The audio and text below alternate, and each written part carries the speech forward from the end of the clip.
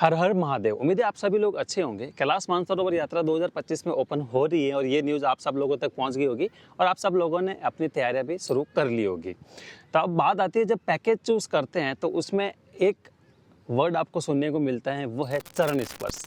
तो क्या है चरण स्पर्श, इस वीडियो में हम डिटेल से बात करेंगे और चरण स्पर्श हम कैसे प्लानिंग कर सकते हैं।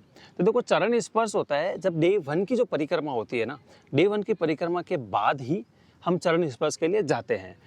मोस्टली आप देखोगे कि जो आइटनरीज बनी होती है ना, उसमें ये होता है कि दार्जिलिंग से जब परिक्रमा स्टार्ट होती है तो 5 से 6 किलोमीटर का गाड़ी में जाते हैं यमद्वार तक, और यमद्वार से फिर पैदल परिक्रमा स्टार्ट हो जाती है जो देरापुक तक जाते हैं। लगभग 12 से 13 किलोमीटर की होती हैं ये। तो मोस्टली लोग क्या करते हैं कि जो जल्दी पहुंचते हैं वो लोग चरण स्पर्श के लिए जाके आ जाते हैं। जो लोग जल्दी नहीं पहुंच पाते हैं तो वो लोग फिर वहीं पे स्टे करते हैं और थक इतने जाते हैं कि फिर वो चरण स्पर्श के लिए जाना उनके लिए पॉसिबल नहीं हो पाता है। और नेक्स्ट डे की परिक्रमा फिर वो डे 2 पे अपनी जुटुलपुर के लिए परिक्रमा स्टार्ट करके एंड करके आ जाते हैं। और वहाँ पर फिर मोस्टली यही बोला जाता है कि जब वेदर कंडीशन ठीक होगा तो हम जाएंगे, वेदर कंडीशन ठीक नहीं होगा तो हम नहीं जाएंगे। तो अब इसमें कुछ लोग तो कर पाते हैं, बट काफ़ी लोग होते हैं जो चरण स्पर्श तक जा ही नहीं पाते हैं। क्योंकि पहाड़ों पे क्या होता है ना कि दोपहर के बाद में वेदर ख़राब होता ही है। 11-12 बजे के बाद आप अमूमन देखोगे वेदर ख़राब हो जाता है। जब आप सुबह परिक्रमा स्टार्ट करोगे, 12 किलोमीटर की परिक्रमा करके पहुंचोगे तो 2, 3, 4 आराम से बजेगी।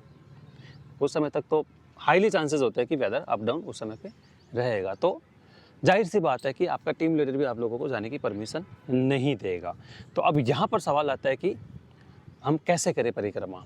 तो चरण स्पर्श के लिए बेस्ट ये होता है कि एक अलग से ही दिन रखा जाए, और ये दिन हमने भी हमारे आइटनरी के अंदर रखा है कि जब हम डे 1 की परिक्रमा स्टार्ट करेंगे दार्जिलिंग से और देरापुक पहुँचेंगे तो उसके नेक्स्ट डे हम पूरा दिन हमारे पास है चरण स्पर्श के लिए। तो 3 घंटा मिनिमम लगता है चरण स्पर्श पहुंचने के लिए। बाकी सबकी डिपेंड करेगा उनकी स्पीड के ऊपर, किसी को 4 भी लग सकते को, किसी को 5 घंटे भी लग सकते हैं।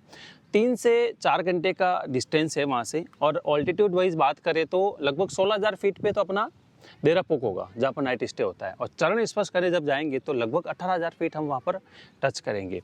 तो बहुत स्पीड स्लो हो जाती है। इस हाई ऑल्टीट्यूड पे चलना भी थोड़ा डिफ़िकल्ट होता है। और चरण स्पर्श का जो रास्ता है ना, वो भी थोड़ा पथरीला है, वहाँ पर पानी भी रहता है और सर्दी तो बहुत ज़्यादा रहेगी। तो काफ़ी चैलेंज हमें फेस करने पड़ सकते हैं। तो हम ये चाहते हैं कि चरण स्पर्श ज़्यादा से ज़्यादा लोग कर पाएँ, तो वो तभी कर पाएंगे जब पूरा दिन आपके पास होगा। तो आप आराम से चलो, अर्ली मॉर्निंग उठोगे तो एकदम गोल्डन लाइट आपको कहते हैं ना कि सामने दिखेगी कैलाश बाबा के, और शाम तक आप आराम से आएंगे तो वहाँ पर आप नाइट स्टे ऑलरेडी वहाँ पर होता है। अब दोनों में फ़र्क क्या है, एक दिन हम एक्स्ट्रा रखें और जो लोग एक दिन एक्स्ट्रा नहीं रख रहे हैं, दोनों में फ़र्क ये होता है कि कॉस्टिंग का डेफिनेटली फ़र्क आएगा। एक दिन एक्स्ट्रा बढ़ रहा है तो सब जगहों पर एक दिन का कॉस्टिंग बढ़ जाता है। बट कॉस्टिंग बचाने के लिए काफ़ी लोग ऐसा करते हैं कि यही बोलते हैं कि वहाँ पर आप जब जाओगे ऑन द वे पहुँचोगे तो वहाँ पर हमारा गाइड ही डिसीजन ले लेगा, वेदर ठीक रहा तो जाने देंगे। मोस्टली केसेस में नहीं जा पाते हैं, वेदर ख़राब होगा उस समय पे। तो हमने हमारी आइटनरी के अंदर एक दिन बढ़ा दिया है ऑलरेडी। अब इसमें उन लोगों के सवाल हो गए जिन लोगों ने बुकिंग करा ली। रविंद्र भाई, हमारा तो 14 दिन का ही था जब हमने बुक कराया था, अभी आपने 15 कर दिया। डोंट वरी, ये सब पे एप्लीकेबल है। क्योंकि हमारा उद्देश्य, हमारा मोटो यही है कि हम पूरी कोशिश रहती है और आइटनरी उसी तरीके से बनाते हैं कि ज़्यादा से ज़्यादा लोग वो आइटनरी पूरी कवर कर सके और जितने डेस्टिनेशंस बीच में आ रहे हैं वो कवर कर सके। क्योंकि बार बार आप लोगों का भी आना वहाँ पर नहीं हो पाता है। तो इसलिए हमने एक दिन ऑलरेडी हमारे आइटनरी में बढ़ा दिया है।